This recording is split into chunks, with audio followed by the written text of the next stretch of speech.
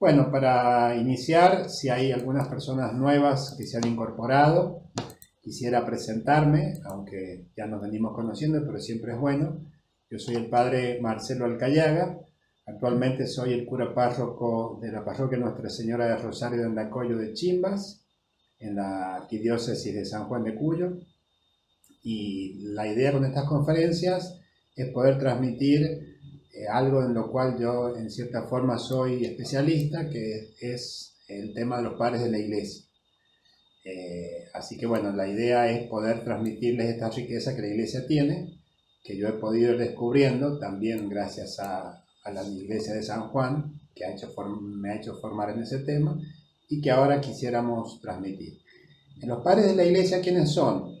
Son escritores de los primeros siglos de la iglesia, del siglo I al siglo VIII, o sea, de los orígenes de la iglesia, cuando la iglesia iniciaba su recorrido después de aquella primera etapa donde recordemos cómo había sido todo. Jesucristo, que es la palabra de Dios hecha carne, viene al mundo para revelar completamente quién es Dios. Reúne junto a sí a 12 apóstoles y otros discípulos más que lo seguían, y entonces a ellos les revela la verdad, para que ellos a su vez pudieran continuar transmitiendo al mundo esa verdad acerca de Dios, y no solamente la verdad, sino la presencia de Dios en el mundo, que es lo más importante.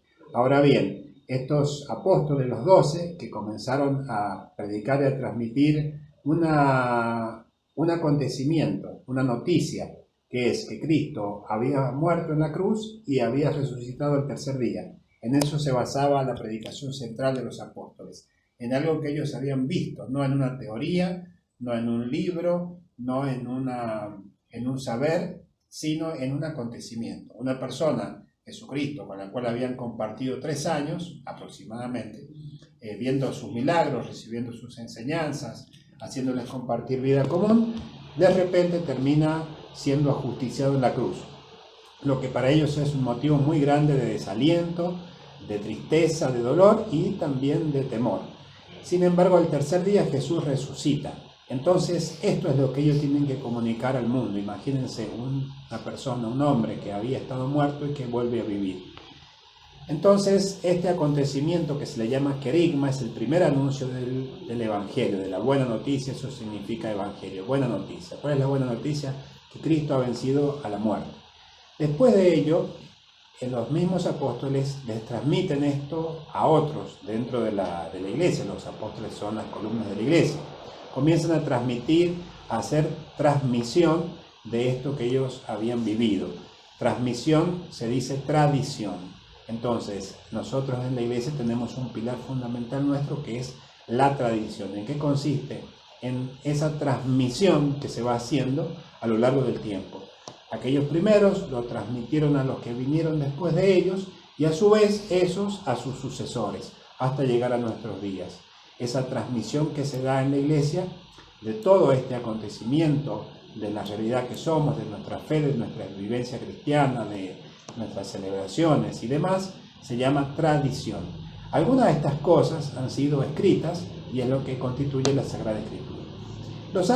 Los padres de la iglesia son los primeros eslabones de esta tradición, es decir, los apóstoles les transmitieron a sus discípulos todo esto que les vengo diciendo. Entonces ellos a su vez recibieron eso y lo transmitieron a otros. Por eso los padres de la iglesia se llaman así, porque están en los primeros eslabones de esta transmisión, de esta tradición, de este pasarnos la verdad que viene de Dios y la vida que viene de Él.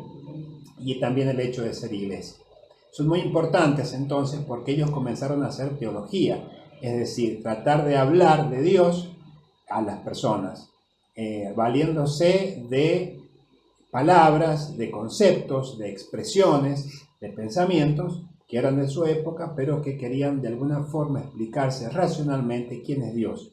Yo les dije en algún video que a Dios podemos acceder por la razón y por el corazón, y sobre todo por la fe, digamos, ¿no? Por la razón y por la fe. Es decir, por la razón, razonando, como bien lo podemos hacer sobre cualquier ciencia, podemos llegar a un cierto punto a descubrir cosas acerca de Dios. Por la fe las creemos, no hace falta razonarlas, las aceptamos. Entonces, hay que hacer ambos caminos. Los padres de la iglesia fueron los primeros que, creyendo, comenzaron a razonar y preguntarse cómo es esta verdad, por qué sucede esto, cómo es la realidad acerca de Dios. Bueno, los padres de la iglesia tienen libros, obras, escritos sobre distintos temas.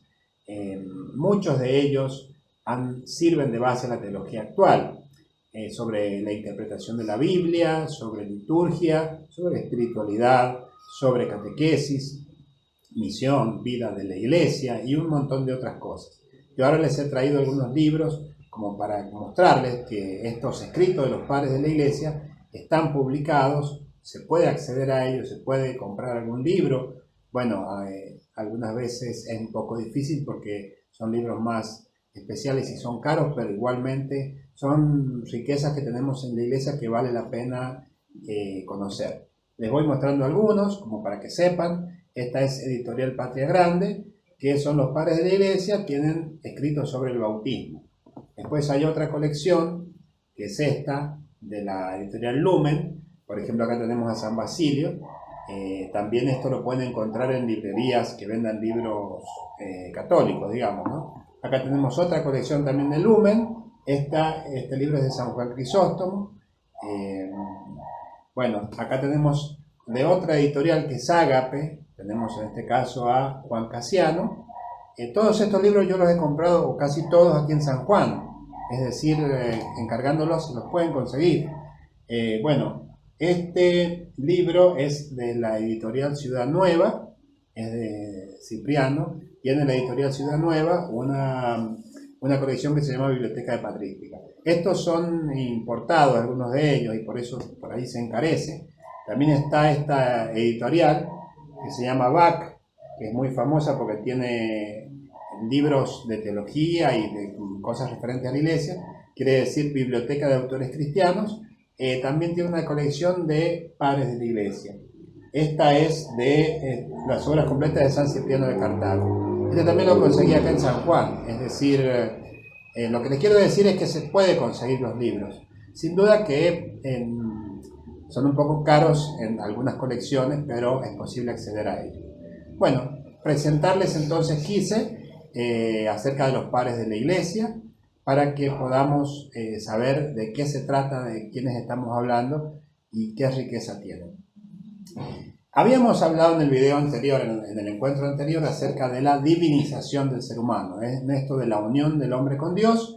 Habíamos visto cómo los padres de la iglesia nos hablan de la divinización o deificación. Ustedes recuerdan que lo que quería decir es que los padres de la iglesia nos recalcan mucho que nosotros, por la gracia, somos unidos a Dios, que Dios siempre ha tenido en su intención hacer que nosotros estemos junto con Él. Y habíamos visto cómo, a causa del pecado, el ser humano pierde ese rumbo en el cual estaba ya como direccionado, es decir, Dios progresivamente lo iba a ir endiosando, por decir de alguna forma, haciéndolo participar cada vez más de su propia vida. Sin embargo, allí aparece este ser, el demonio, que tienta al hombre a hacerse como Dios inmediatamente, que está ejemplificado, expresado en esto del fruto prohibido que el hombre finalmente come, porque el demonio le había dicho serán como dioses. Allí descubre que no termina siendo como Dios, sino que estaba desnudo. Entonces Dios, al ver este proyecto suyo de amor como arruinado, no se queda de brazos cruzados, sino que inmediatamente continúa con su designio de endiosar al hombre, de llevarlo junto a él. Entonces, ¿qué hace? Él mismo baja al mundo, se hace hombre, se hace uno de nosotros para llevarnos hacia él, que es lo que hace Jesucristo. Jesucristo viene al mundo, o mejor dicho, Dios Hijo, viene al mundo siendo solamente Dios, fíjense. Y cuando Él sube al cielo, sube como Dios y hombre, lleva consigo nuestra naturaleza. Y como decimos en el credo, y está sentado a la derecha de Dios Padre Todopoderoso. Por eso yo les decía que ahora, actualmente, en el seno de Dios, hay un ser humano sentado allí, presente, está como contenido, abrazado en el seno de Dios mismo, en su intimidad.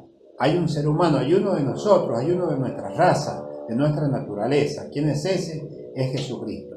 Y yo también les decía, y no solamente él, fíjense, sino que también nosotros creemos que la primera cristiana, el primer fruto de esta redención, que ya está también allí, es la Virgen María. Por eso ella ha sido asunta en cuerpo y alma al cielo.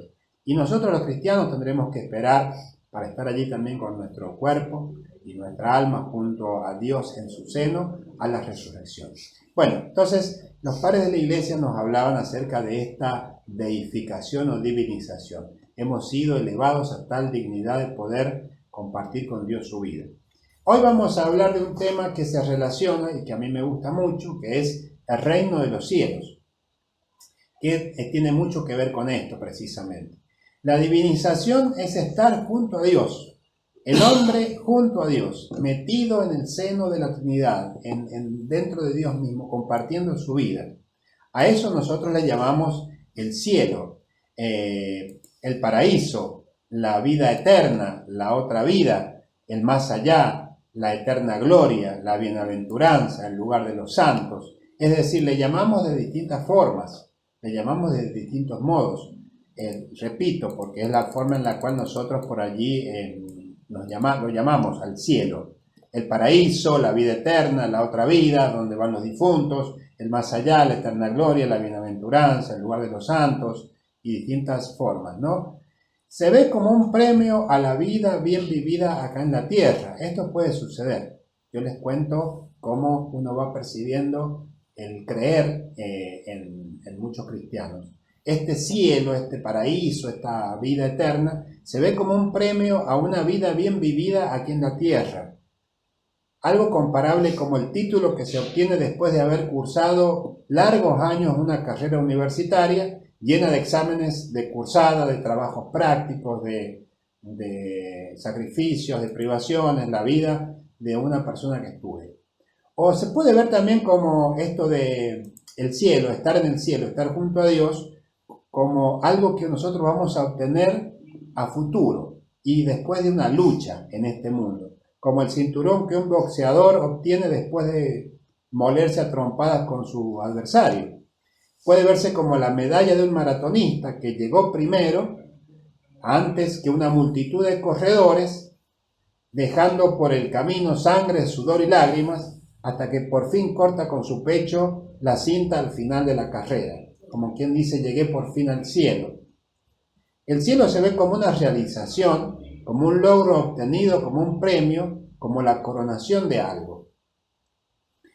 Esto les cuento lo que se cree o se percibe o se vive muchas veces. Hay como una separación profunda entre cielo y tierra. Recuerden la separación que habíamos visto del esquema de Platón y de los gnósticos, eso fue la vez pasada. Allí tenemos entonces una diferencia, una distinción que viene de la filosofía de Platón. El mundo inteligible y el mundo sensible, es decir, estamos nosotros en el mundo de la materia, el mundo material, sensible, de las cosas que nos suceden todos los días, de eso que no le encontramos a veces sentido, de lo que sufrimos, pero Platón dice, hay un mundo en el cual está la razón de todas las cosas.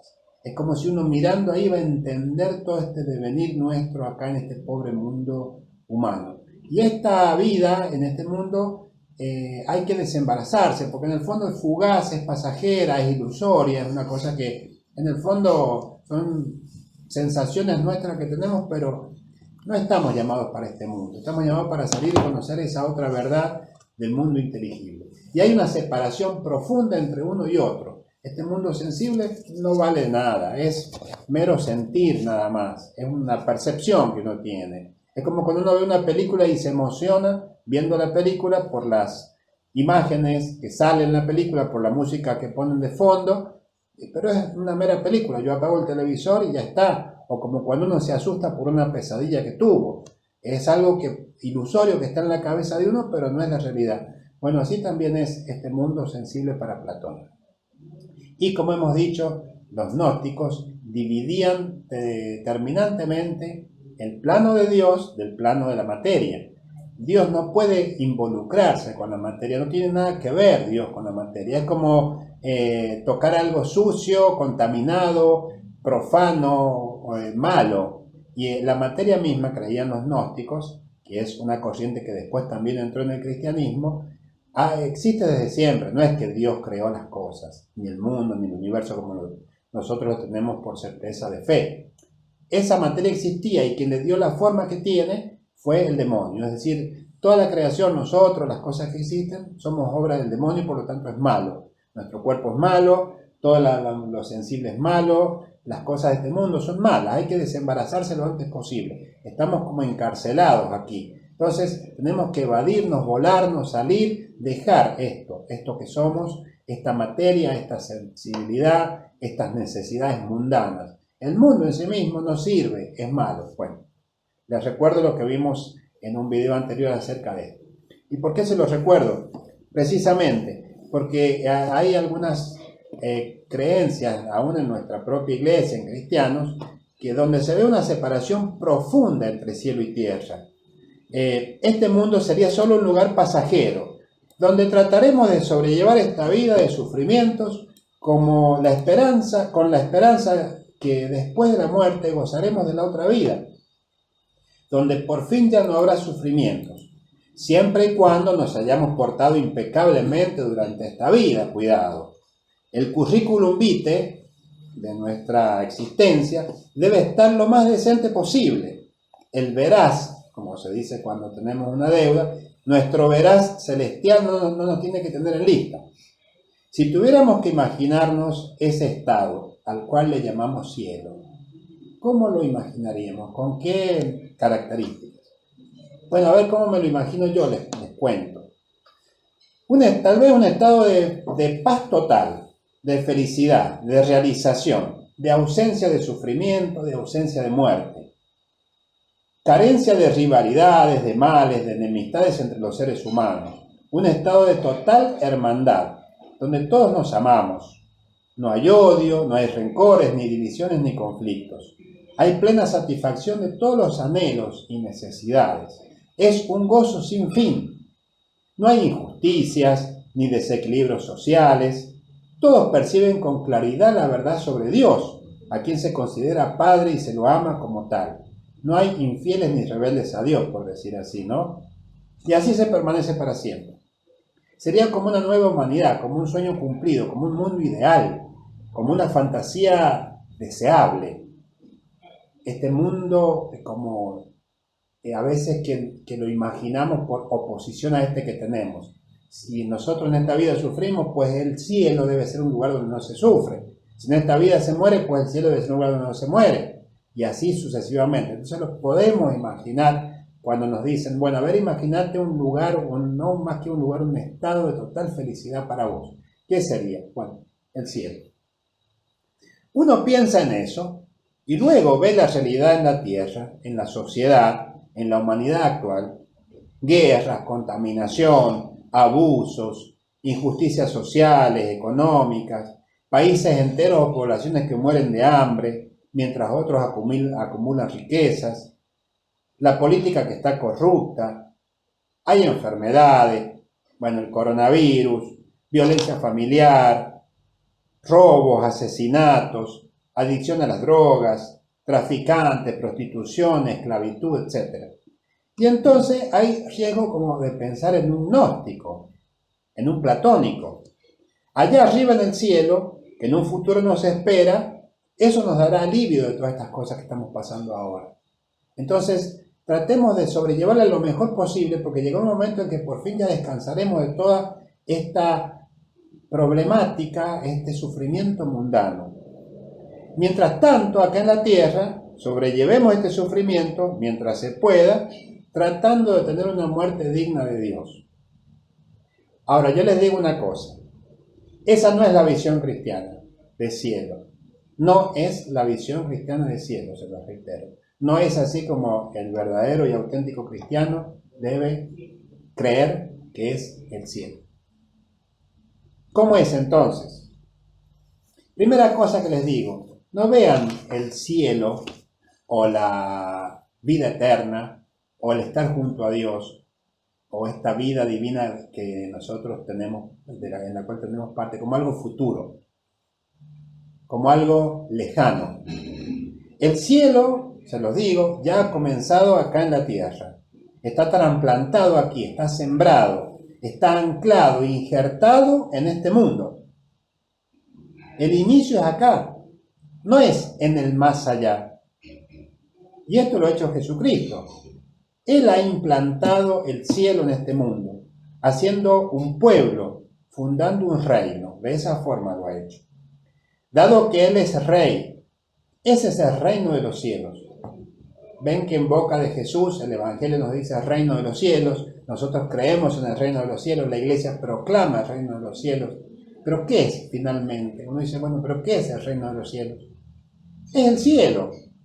El mismo cielo ese que les dije al principio, ese que a veces algún cristiano se lo imagina lejano, allá arriba, como por fin el descanso de esta vida que nos lleva y nos trae con sufrimiento.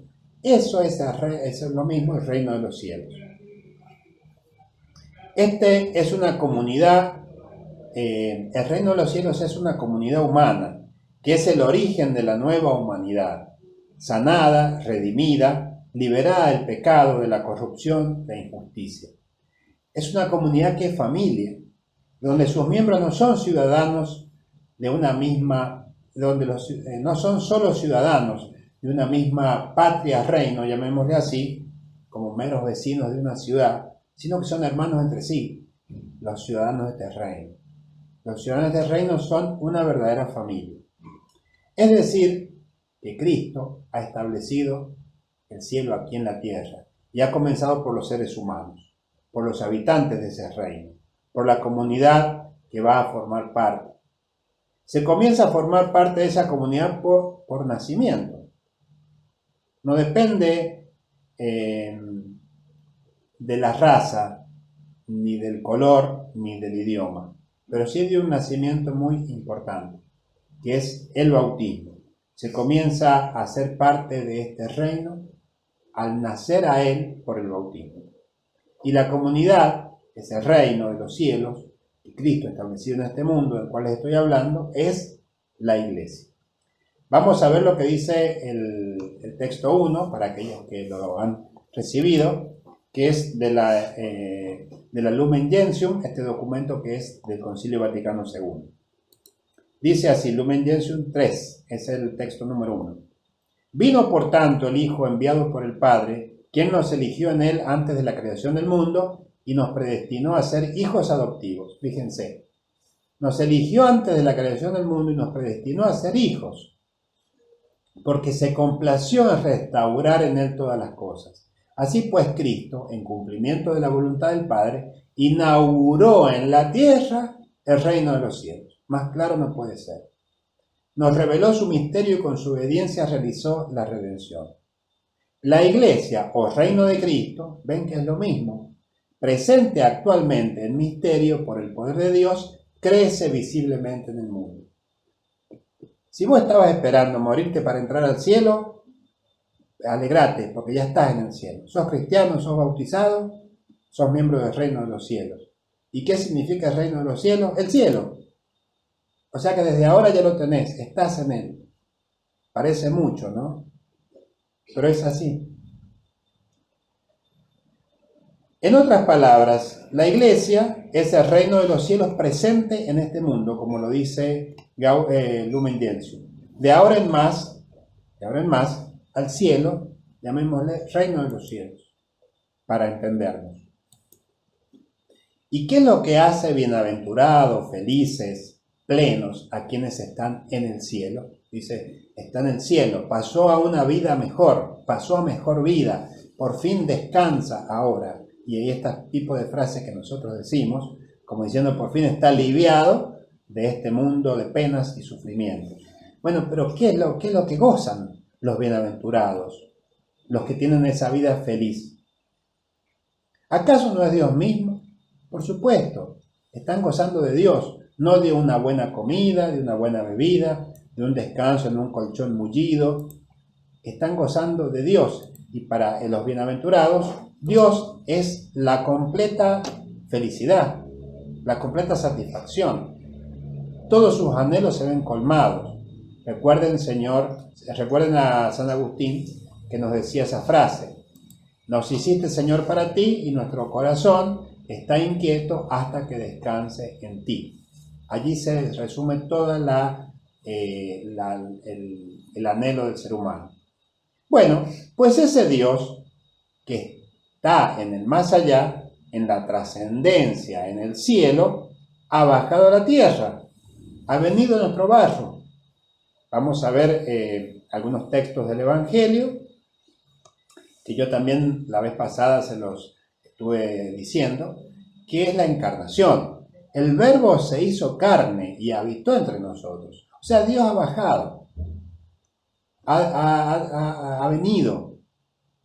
Esa está en Juan, en el Evangelio de Juan. Después el Evangelio de Mateo nos dice: todo esto sucedió para que se cumpliera lo que el Señor había anunciado por el profeta. La Virgen concebirá y dará a luz un hijo, a quien pondrán el nombre de Emmanuel, que traducido significa Dios con nosotros. Dios con nosotros. Repitámoslo, grabémoslo en nuestra memoria una y otra vez. El más allá, llamémosle así, la felicidad eterna, que consiste en Dios, en ver a Dios cara a cara, ese Dios mismo se ha venido a este mundo, está con nosotros. Al bajar al mundo y hacerse hombre, se trajo el cielo consigo para acá abajo, Dios. Trajo el cielo para acá también, a la tierra. Por lo tanto, ya desde este mundo participamos del cielo. No es un futuro, sino es un hoy, presente, posible, ahora, aquí, en este mundo. Bueno, yo les invito a algo. Y si nos animamos a mirar al revés, ¿por qué creemos que el cielo es dejar atrás este mundo y ascender por fin a un mundo mejor? Y no creemos que en realidad el cielo es que aquello venga a establecerse acá. ¿Por qué no puede ser así? ¿Por qué tenemos nosotros como que volar de este mundo que a gatas soportamos a un éter que sería el cielo? ¿Y por qué no lo pensamos al revés? ¿O es que acaso no es posible que ese cielo allá arriba venga y se establezca acá? ¿Por qué evadirse, enajenarse de este mundo que nos parece un peso, una carga fatigosa? Y no creer mejor que esta tierra de sufrimiento, de injusticia y mal puede ser transformada en un cielo. ¿Acaso la lógica de Dios es desentenderse de lo que se echó a perder, lo que se arruinó? Como si este mundo ya fuera malo, bueno, dejémoslo de lado, como un auto viejo que ya no sirve más, lo dejamos, ya no sirve, ahora ascendamos a algo mejor. Ciertamente que no. Esa no es la lógica de Dios. La lógica de amor de Dios es reparar su obra, remediar el mal, volver las cosas a su lugar, transformar lo feo en bello, sanar lo enfermo, sanear lo contaminado. Bueno, entonces yo los invito, examinemos nuestro modo de creer en el reino de los cielos, en el cielo, en nuestra vida unida a Dios. Somos como los gnósticos que consideraban el mundo y la materia como malos. Tenemos esa división, la tierra aquí, el cielo allá. Esperamos morirnos para por fin dejar este mundo de miserias y poder estar junto a Dios. ¿O realmente creemos que ya estamos en el cielo mientras estamos en este mundo? ¿O creemos realmente que el cielo ha venido acá a establecerse en este mundo para transformarlo? Escuchemos entonces, vamos a leer enseguida lo que dice San Pablo. Creemos esto nosotros, que el ser humano ha sido restituido a su lugar junto a Dios, allí donde Dios lo tenía pensado desde un principio, junto a Él. Ha sido divinizado, ha sido deificado, endiosado el hombre. Pero les hago una pregunta: ¿y el mundo y la tierra donde vivimos, no es acaso también creación de Dios? ¿No es nuestra casa, nuestro hogar, donde tenemos nuestras raíces? Entonces, ¿no merece el mundo, la tierra, la materia ser renovada también? ¿Por qué dejarla atrás? ¿Por qué tirarla como algo contaminado y feo? Porque quizás estamos pensando que llegará un momento en el que tal vez volemos entre las nubes y ya no tenemos necesidad de una tierra donde caminar. Puede ser que algún cristiano llegue a pensar así, o por lo menos a creer así. San Pablo, ¿qué nos dice? Está en el texto 3 que han recibido los que tienen los textos. En San Pablo a los Romanos dice: en efecto, toda la creación espera ansiosamente esta revelación de los hijos de Dios. Ella, la creación, quedó sujeta a la vanidad, no voluntariamente, sino por causa de quien la sometió, pero conservando una esperanza, porque también la creación será liberada de la esclavitud de la corrupción para participar de la gloriosa libertad de los hijos de Dios. ¿Ven? Este mundo, esta creación también va a ser liberada. Sabemos que la creación entera hasta el presente gime y sufre dolores de parto. ¿Qué es entonces esta divinización del hombre? ¿De qué modo? ¿Qué es? ¿Qué sería este reino de los cielos aquí? ¿Cómo es la historia? Es una transformación de todo lo que existe, pero desde adentro, renovándose todo desde el interior. El reino de los cielos, que es lo mismo que decir cielo, es en el fondo la presencia de Dios en el mundo, en el interior del hombre, en la humanidad, renovándolo todo desde adentro. Hay dos textos ahí de los evangelios, texto 4, que van juntos, que dice, el evangelio según San Mateo 4:17. A partir de ese momento Jesús comenzó a proclamar: conviértanse porque el reino de los cielos está cerca. Está cerca, el reino de los cielos está próximo, está cerca también hasta en su presencia. Y en Lucas 17, cuando le preguntan los fariseos a Jesús cuándo llegará el reino de Dios, él les respondió: el reino de Dios no viene ostensiblemente, o sea, ostentosamente, no es algo que se ve, eso quiere decir, no es algo que venga con bombos y platillos y con fuegos artificiales. El reino de los cielos no viene ostensiblemente y no se podrá decir está aquí o está allí, porque el reino de los cielos está entre ustedes. Lo repito nuevamente, el reino de los cielos está entre ustedes. Lo voy a decir de otra forma, el cielo está entre ustedes, o bien el cielo está entre nosotros. Convenzámonos, no hay que morirse para ir al cielo, ya estamos en él. Ustedes dirán, ¿y cómo es posible? Es así. Vamos a ver lo que dice Orígenes, que es un escritor eclesiástico del tiempo de los padres de la iglesia. Dice Orígenes en el Tratado de la Oración: venga tu reino.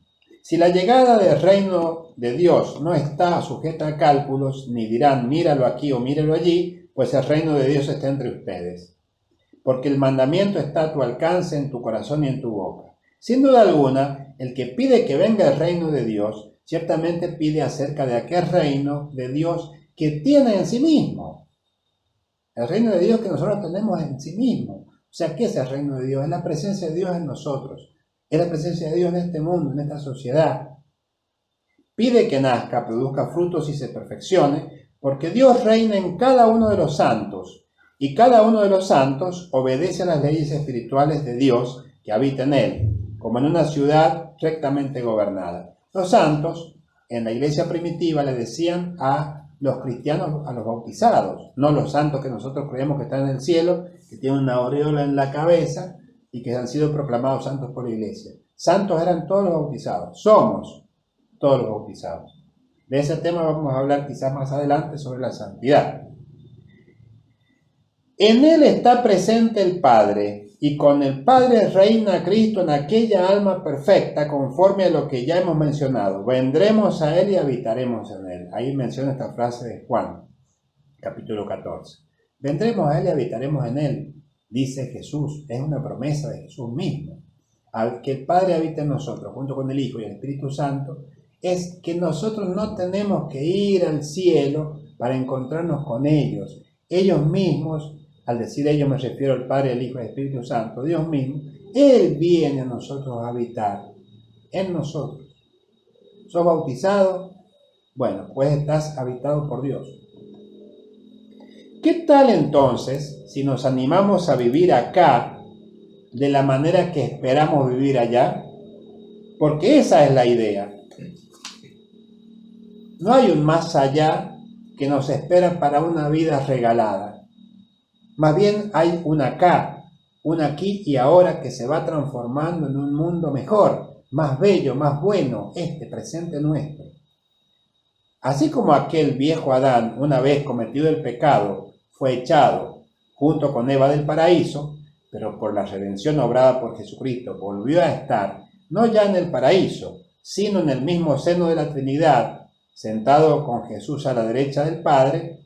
Del mismo modo, el mundo, la creación, esta sociedad donde vivimos, todo, está llamada a dejar de ser un lugar hostil, enemigo, feo, destruido, malo, para comenzar a ser la casa común de toda la humanidad, pacificada y liberada de todo mal. Por lo tanto, no es que debamos emigrar allá arriba, es aquello que desciende acá. Esa es la dinámica, es distinto.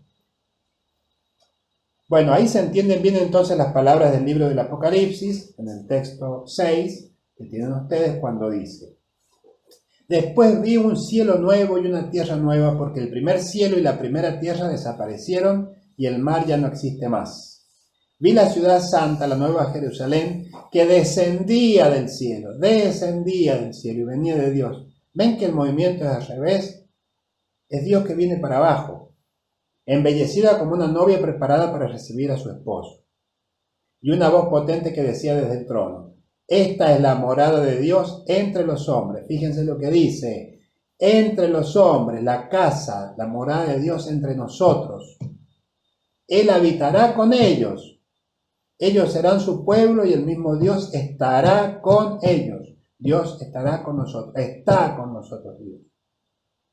Se los voy a decir muy vulgarmente. No hay que subir al cielo para estar con Dios. Dios ha bajado y está viviendo con nosotros aquí en la tierra. Y la palabra se hizo carne y habitó entre nosotros. Él secará todas sus lágrimas y no habrá más muerte, ni pena, ni queja, ni dolor, porque todo lo de antes ya pasó. Y el que estaba sentado en el trono dijo: Yo hago nuevas todas las cosas. ¿Ven? Bueno.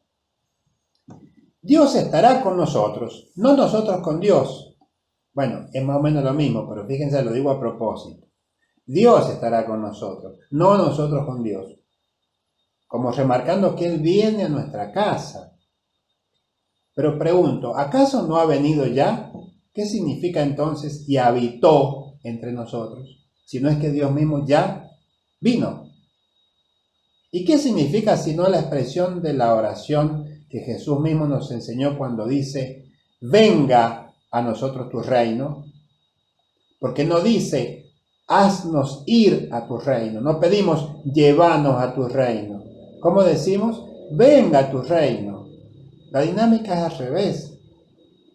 O sea, yo creo que tenemos que empezar a pensar seriamente y a creer que no es que tenemos que evadirnos de este mundo para llegar al cielo, sino al contrario, ver con los ojos de la fe la presencia de ese reino que ha descendido a este mundo, que nos parece feo, hostil, desagradable, problemático, de sufrimiento, etc.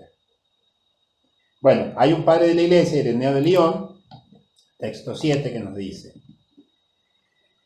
Hemos demostrado, pues, con toda evidencia que el verbo existente ante Dios, por el cual fueron hechas todas las cosas, y que siempre ha estado presente al género humano, este mismo, en los últimos tiempos, en el momento decidido por el Padre, se unió a su criatura y se hizo hombre capaz de padecer. Dios bajó y se hizo hombre. Después en otro texto dice: pero solo el Señor es nuestro verdadero Maestro, y el Hijo de Dios, bueno y paciente, el Verbo de Dios, se hizo Hijo del hombre. Bajó. Otro texto: convenía pues que el mediador entre Dios y los hombres, por su propia familiaridad, condujese a ambos a la familiaridad, amistad y concordia mutuas. Él nos ha llevado a eso Jesús, para que Dios asumiese al hombre y el hombre se entregase a Dios.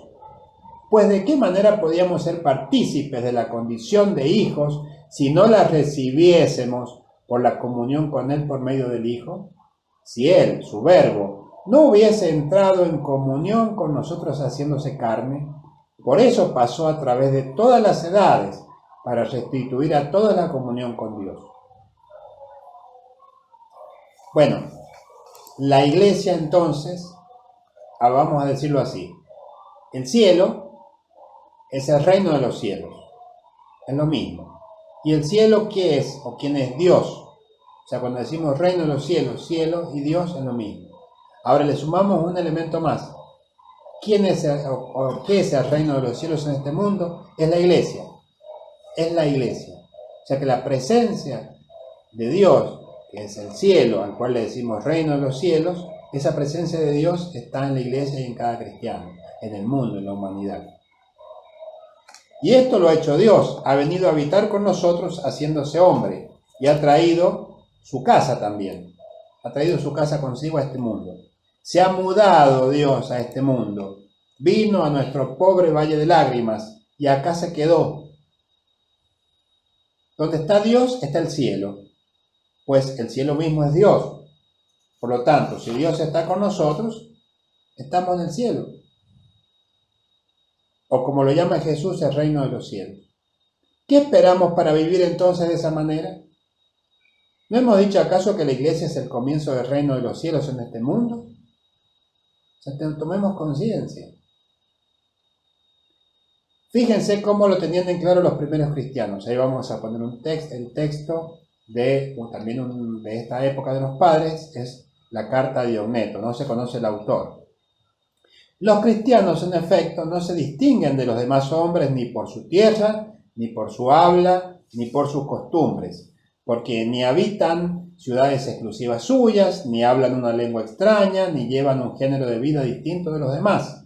A la verdad, esta doctrina no ha sido inventada por ellos gracias al talento y especulación de hombres curiosos, ni profesan, como lo hacen otros, una enseñanza humana, sino que habitando ciudades griegas o bárbaras, según le tocó a cada uno, y adaptándose en vestido, comida y demás modos de vida a los usos y costumbres de cada país, dan muestras de una forma de conducta particular, admirable y, como todos dicen, sorprendente.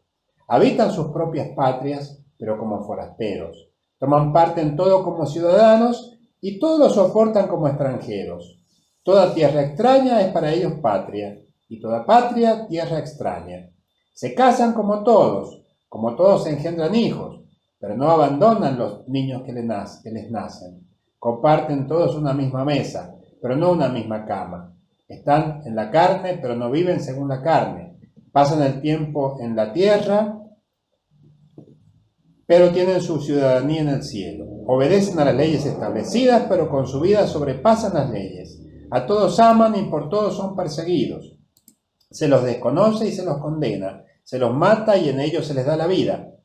Son pobres y enriquecen a muchos. Carecen de todo y abundan en todo. Son deshonrados y en las mismas deshonras son glorificados. Se los maldice y se los declara justos. Hacen bien y se los castiga como malhechores. Castigados de muerte, se alegran como si les dieran la vida. Son combatidos como extranjeros por los judíos, son perseguidos por los griegos, y sin embargo los mismos que los aborrecen no saben decir el motivo de su odio. Mas, para decirlo brevemente, lo que el alma es en el cuerpo, esos son los cristianos en el mundo. El alma está esparcida por todos los miembros del cuerpo, como cristianos hay por todas las ciudades del mundo. Es un género de vida, es un estilo de vida, es una forma de vivir distinta. Eso es el reino de los cielos.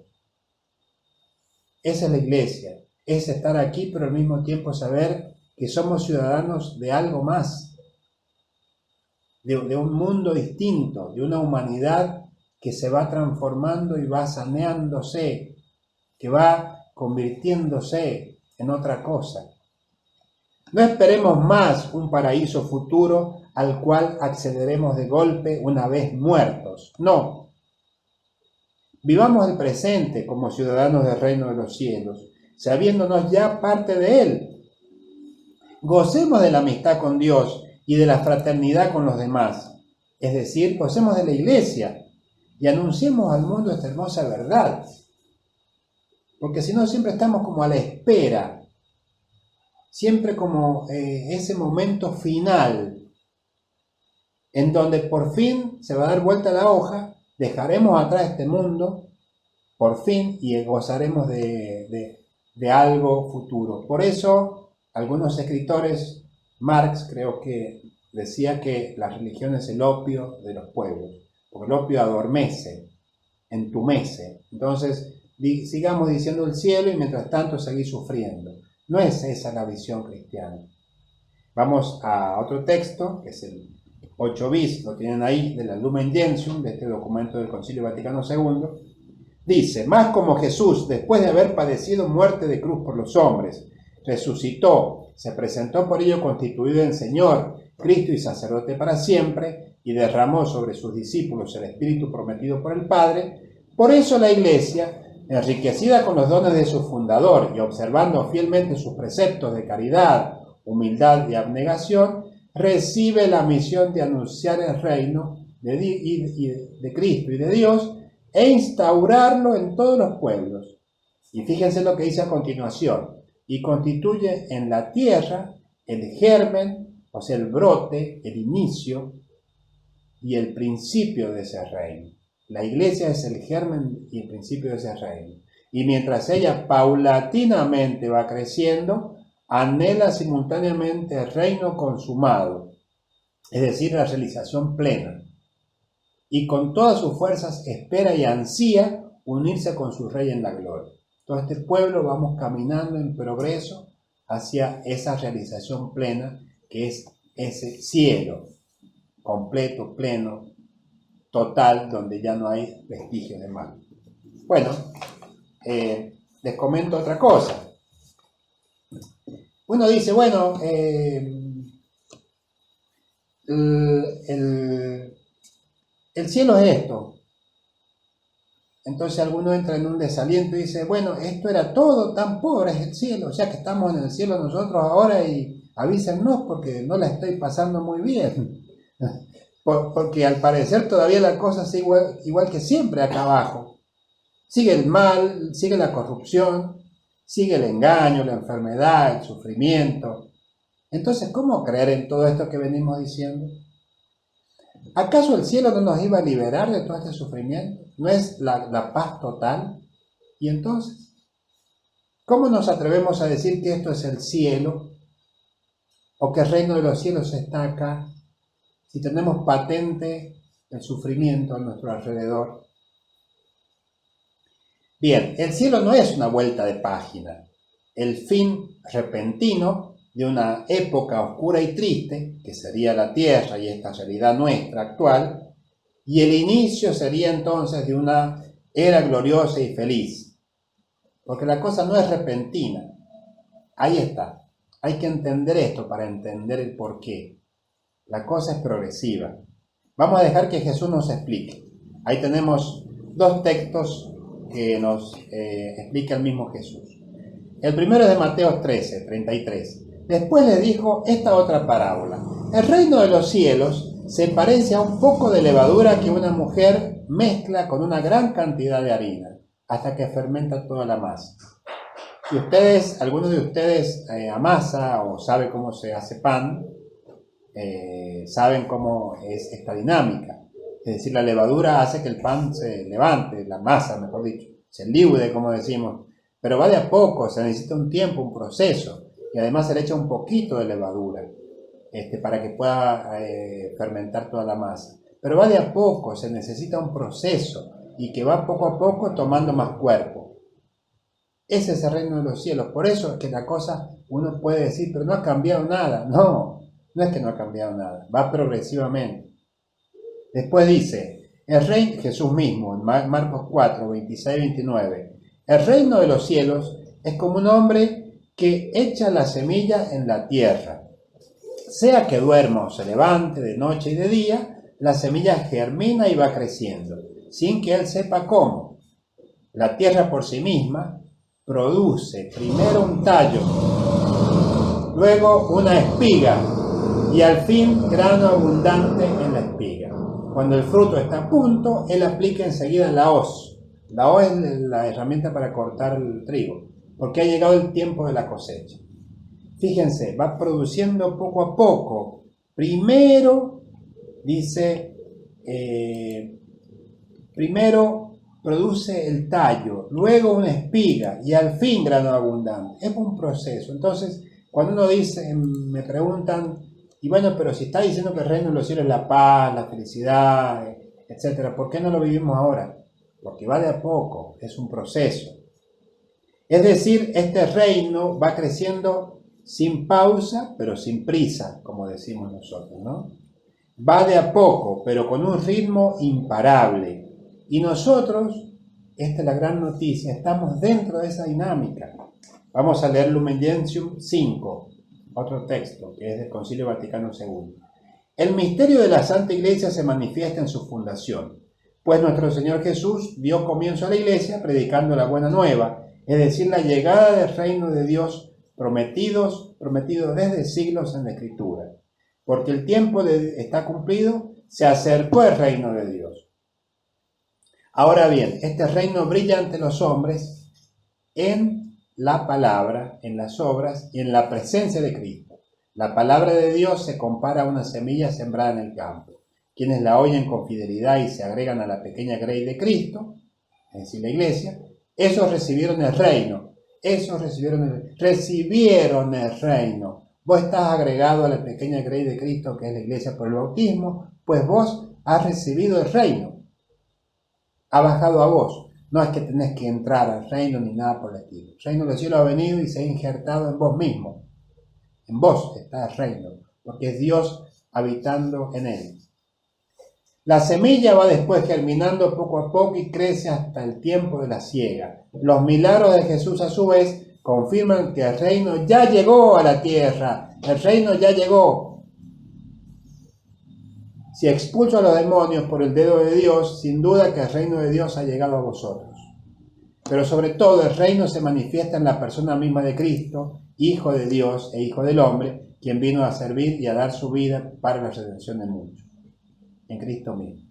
¿Está Cristo presente en el mundo? Sí. Luego el reino de los cielos está presente en el mundo. ¿Está presente Cristo en vos? Por supuesto, desde el bautismo y por los demás sacramentos. Luego el reino de los cielos está en vos. ¿Ves que es una realidad interna a vos? Que está metida dentro tuyo. No es un ámbito, un espacio donde vos tengas que entrar. Que San Pedro está en la puerta con las llaves a ver si entras o no. El reino de los cielos es algo que ya está injertado, sembrado dentro tuyo. Es una realidad que va creciendo como la levadura, que te va transformando por dentro. No solamente a vos como ser humano, a toda la humanidad, sino al mundo, la creación. El reino ha venido acá. Dios se ha querido quedar aquí con nosotros.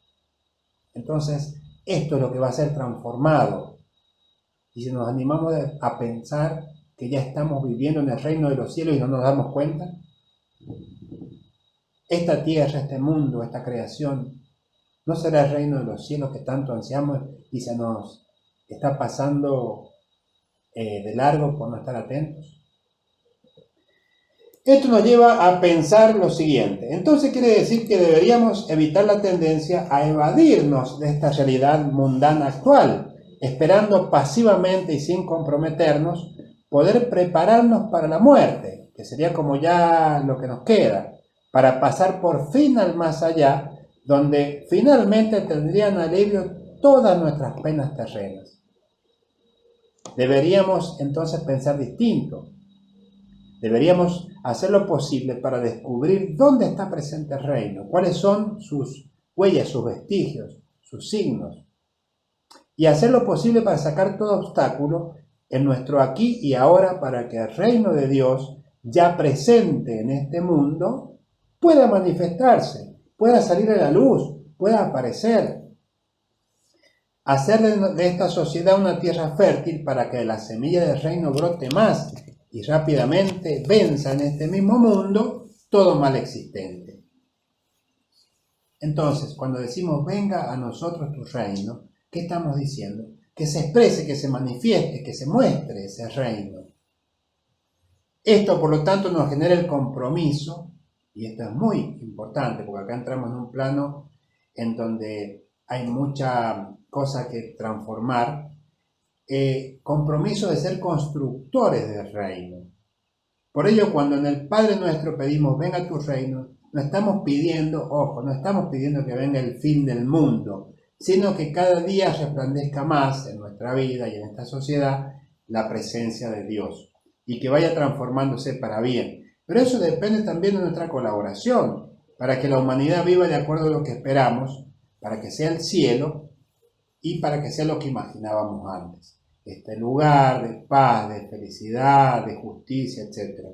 Les voy a leer, no está en ningún texto ahí, pero de la Lumen Gentium, número 31, cuando habla de los laicos, dice: a los laicos pertenece por propia vocación buscar el reino de Dios, tratando y ordenando según Dios los asuntos de este mundo. Está claro el asunto.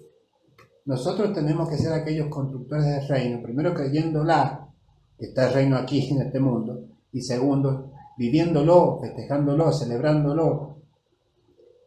Si para nosotros el cielo, esa imagen del cielo, era que todos nos tratamos bien, no hay conflictos, no hay peleas, no hay discusiones, no hay maldad. Bueno, si estamos en el reino de los cielos ahora, vivamos así. Esa es la iglesia. ¿Qué estamos esperando morirnos para pasivamente que se nos abra una puerta y entrar a un lugar donde vamos a estar completamente distintos de ahora? No, no es así. Pensemos que esto no lo vamos a lograr nosotros con nuestro esfuerzo, más allá de que tenemos que ser constructores del reino. Toda esta dinámica Cristo la ha realizado y está llevándose a cabo poco a poco, como levadura en la masa, abarcándolo todo, hasta que llegue su plenitud completa al fin de los tiempos. Pero mientras tanto, dado que es un proceso y no un cambio repentino, aún perduran cosas del reino de las tinieblas. Por eso, ante el cuestionamiento que recién decíamos, ¿cómo creer en todo esto? ¿Acaso el cielo no nos iba a liberar de todo sufrimiento? ¿Cómo nos atrevemos a decir que esto es el cielo o que el reino de los cielos ya está acá, si sigue el mal, la corrupción, el engaño, la enfermedad, etc.? Bueno, también vamos a dejar que Cristo nos aclare esto. Vamos a ver otro texto, que es el texto 11 para quienes lo tienen, que es el Evangelio según San Mateo, 13, 24-30. Le propuso otra parábola. El reino de los cielos se parece a un hombre que sembró buena semilla en su campo, pero mientras todos dormían vino su enemigo, sembró cizaña en el medio del trigo y se fue. Cuando creció el trigo y aparecieron las espigas, también apareció la cizaña. Los peones fueron a ver entonces al propietario y le dijeron: Señor, ¿no habías sembrado buena semilla en tu campo? ¿Cómo es que ahora hay cizaña en él? Él les respondió: ¿esto lo ha hecho algún enemigo? Los peones replicaron: ¿quieres que vayamos a arrancarla? No, les dijo el dueño, porque al arrancar la cizaña corren el peligro de arrancar también el trigo. Dejen que crezcan juntos hasta la cosecha. Y entonces diré a los cosechadores: arranquen primero la cizaña y átenla en manojos para quemarla, y luego recojan el trigo en mi granero. Está clarito. Mientras estamos en este mundo, está el reino de los cielos presente, pero también está el reino viejo, llamémosle así, que sufre todavía la corrupción del pecado. Pero va el proceso abarcando donde el reino de los cielos va transformándolo todo. ¿Y saben qué? Eso es la esperanza. Es esperar en la fe de que esto se va avanzando y va a llegar un momento donde todo se va a transformar. Donde ya por fin esa levadura va a hinchar toda la masa. Eso es el fin del mundo. El fin del mundo no es destrucción, no es aniquilamiento de todo por lo malo que es, sino que es cuando ya todo se ha saneado, todo se ha redimido, todo se ha salvado. Ese es el fin del mundo, porque ya el proceso se cumplió. Ya la levadura levantó la masa, ponete a hacer el pan y hornealo. Ya está, no sigas esperando más porque se va a empezar a aplastar la masa. Bueno, ese momento final es el fin del mundo que nosotros le llamamos.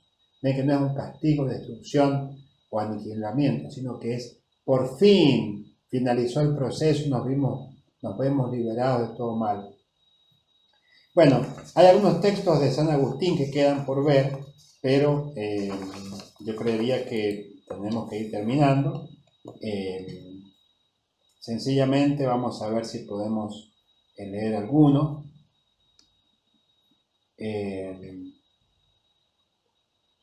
Bueno, vamos al número 13, al texto 13 más bien, hacemos que ahí está, dice San Agustín, que es un padre de la iglesia muy conocido, en el libro La ciudad de Dios. Terminemos ya por fin este libro y terminemos por fin esta conferencia.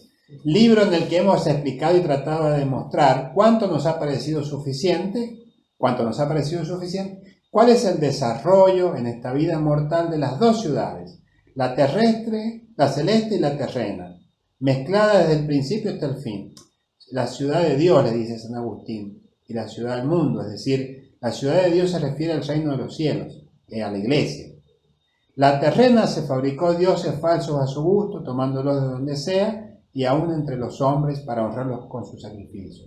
En cambio, la celeste, que peregrina en la tierra, no se fabrica dioses falsos, sino que ha sido hecha por Dios para ser ella misma un verdadero sacrificio. Las dos, sin embargo, disfrutan igualmente de los bienes temporales, o igualmente son afligidas por los males, ciertamente con fe diversa, con diversa esperanza, con caridad diversa, hasta que sean separadas en el último juicio y consiga cada una su propio fin, que no tendrá fin. De esos dos fines, de estos fines de ambas ciudades, vamos a tratar a continuación. Bueno, vamos al texto, el último, el primero del texto 12. Texto 12, vamos a volver. Ahí dice, en la ciudad de Dios es Agustín. Dos amores han dado origen a dos ciudades. El amor de sí mismo hasta el desprecio de Dios, la ciudad terrena. Y el amor de Dios hasta el desprecio de sí mismo, la ciudad celestial. ¿Ven? Son como dos, pero la ciudad no es una ciudad como tal, sino que es una forma metafórica de San Agustín para hablar de quienes estamos en el reino y quienes no. Bueno, muy bien. Les recuerdo entonces, el cielo está implantado aquí en la tierra, somos peregrinos, vamos en proceso, ya está el cielo entre nosotros. Estemos felices, estemos llenos de gozo, no sigamos esperando algo que ya tenemos. Vamos siendo transformados, a pesar de que descubras en vos mal, pecado, corrupción, lo que fuere, o en el mundo, o en la sociedad, en la humanidad, no importa. Si vos sos miembro del reino de los cielos por ser bautizado, por ser iglesia, por ser creyente, por tener fe en el Señor, que ha venido y habita en vos, este proceso se va dando dentro tuyo y es mucho más grande que tu propio esfuerzo y sacrificio, porque es un proceso que es gracia, que es gratis, que es gratuito, que es un regalo, es un don de Dios. Esto nos da pie para seguir hablando de otros temas anexos que podemos seguirlo haciendo en momentos sucesivos. Acá terminamos con esta charla del día de hoy y bueno, sencillamente dejarles esta alegría linda de que a pesar del coronavirus, el reino de los cielos está presente en este mundo y tenemos mucho más de lo cual gozarnos, sentir gozo espiritual, alegría, paz y felicidad, que es lo que puede llegar a estar pasando en la humanidad y en nosotros mismos.